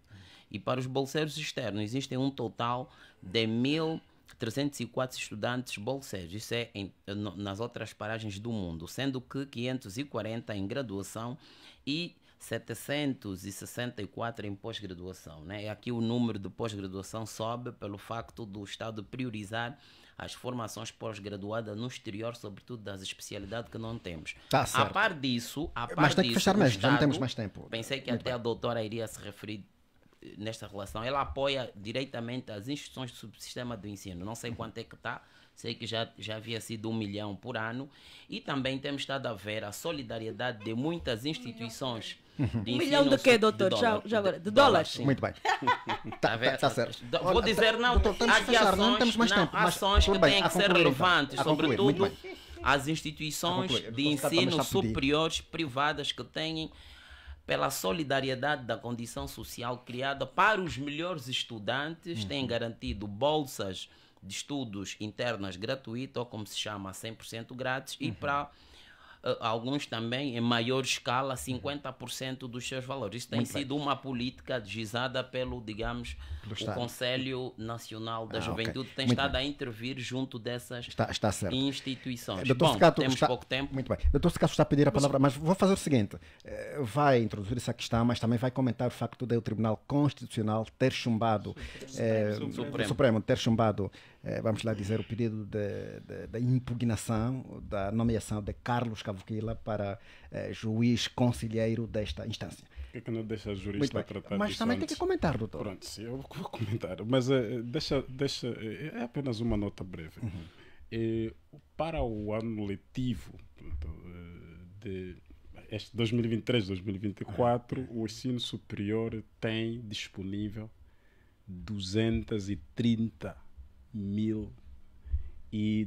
230.252 vagas. Está a dizer o ensino superior? O ensino superior. Mas como assim? Vagas disponíveis para os estudantes. Para os que bolsa? querem ir para os estudantes mesmo. Os que querem entrar para o ensino superior. Mas o que eu quero trazer aqui é um dado curioso, que é, desses, cerca de 200 mil são para as instituições privadas e apenas 29 mil é que são para as instituições de ensino público. Estamos a dizer que se aumenta a propina, este universo maior de estudantes, os cerca de 200 mil estudantes, terão dificuldades de pagar as suas propinas. E Aliás, grande o país parte tem delas, instituições, tem mais instituições privadas do que privadas públicas. do que públicas. Seria interessante E- saber quantos estudantes e- é que querem e- aceder a essas vagas. Olha, Quantos é que vão ficar de fora? Esse é estaríamos outro a dado. conversar. E depois Qual é também o universo estudantil Não, que temos até agora não, e a depois- nível do ensino superior? Porque, doutor, Sim, é assim, para depois- fazermos a correlação desses Não. números e para entendermos o peso na balança, tínhamos de ter também esses Muito bem. números. Sim, Doutor, fica para concluir este assunto, infelizmente para comentar esses dados que nos Não, deveriam claro, ser claro. públicos não nos são Não, eles públicos. são, Muito não bem. sei que não Não, pesquisamos. doutora Você tem Ficato. que ter honestidade. Não, Doutor mas Ficato. nós pesquisamos os Os dados que temos. relatórios Os dados que temos advêm exatamente está desses claro, relatórios. está claro, meu caro. Tem Está claro. humildade. Não. Os relatórios são dos dados existentes. Doutor teve acesso Agora, a dados os que nós não tivemos, mas eles são públicos. Muito bem. Doutor Segato, está claro. Agora o assunto do Carlos Nem Capela. terminei, está bem. Muito bem. Mas A doutora Mihaela Weber consigo. está a ser pressionado. Doutor Segato, já não quer comentar este assunto, pois não? Eu quero comentar, mas depois. Depois pediu o subsídio Muito ainda bem. técnico jurídico. Relativamente a Bravo, esta questão, eu acho que, infelizmente, configura mais uma nota do nosso sistema judicial angolano, que, como eu tenho dito, nunca esteve tão descredibilizado como agora. Para analisar esse facto, eu só posso afirmar que se o mandato anterior, 2017-2022, pretendia combater a corrupção, acho que o atual mandato parece que pretende promover os corruptos. E mais não digo sobre essa questão. Muito bem. Doutora Agostinho Segato, consigo. Olha o tempo. Pronto. Decisão do tribunal. Já recebeu o parecer técnico, né? Não teve, Muito bem. infelizmente. Muito bem. Avança. Vou acabar por não falar. Não, pode avançar. É decisão do tribunal, mas de qualquer modo fica aqui a imagem de que alguma coisa não está bem na justiça angolana e seria bom ultrapassar-se isso, porque a imagem da justiça está sempre envoltos a escândalos. Isso não Muito fica bem. bem. Doutora Aniceto Cunha. Pensei que iria terminar. Não. Temos que fechar com você. Não, com o doutor Saluce. Ok. Muito bem. Eu penso ser pacífico e aqui o apelo é precisamente o cumprimento das decisões. Trata-se de um órgão de soberania e que eu penso ser extremamente pacífico. Portanto, se haver alguma probabilidade ou possibilidade de recorrer, eles devem exercer o seu direito, mas, no entanto, devem, a princípio, aceitar e respeitar a decisão do tribunal. Muito portanto, em sociedades de direito democrático, portanto, são nesses locais em que se fazem as mitigações, as lutas, né, pelas pretensões e que devem respeitar sempre as decisões saídas dos tribunais. Doutor Saluce, a fechar consigo. Bom, em relação a esse caso, eu penso que ainda estaremos muito longe de ter um Tribunal Supremo que visará mesmo administrar a justiça, né? Enquanto um órgão de jurisdição como superior, não é? O que de facto põe em causa a concretização, como já disse a doutora Mihaela Weber, da tão propalada luta para o combate à corrupção. Portanto, um pedido de uma instituição como é o caso, por exemplo, da Ordem dos Advogados de Angola, pondo em causa princípios que até fazem parte dos princípios de Bangalore, que devem ser perfis de um magistrado, idoneidade, e dignidade, e imparcialidade, e não só, não temos mais muita coisa a dizer. Muito bem. Estaremos muito Dr. longe da justiça. Muito bem. Dr. Salus, você vai continuar com a palavra, mas é para dizer o positivo e negativo da semana. O meu positivo tem que ver com a obra que ganhamos esta semana, do mais velho Zacarias Camoenho. Acreditei e falei. É uma obra pequena de 90 e poucas páginas, mas muito interessantes, né, com reflexões do nosso dia a dia, dos nossos problemas ligados à justiça, ligadas à intolerância, ligadas à reconciliação nacional. E, portanto, os discursos musculados, até a ideia também de que alguém nos enganou, faz parte, porque os ideais de 75, infelizmente, até hoje continuam adiados. Para mim, portanto, esse foi o positivo da semana.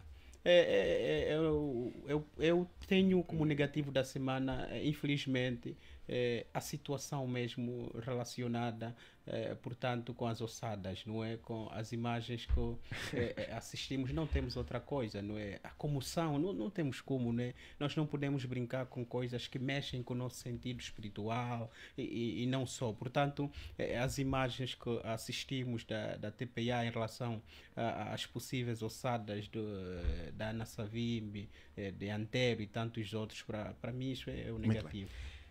Doutor Aniceto Cunha, positivo e negativo da semana.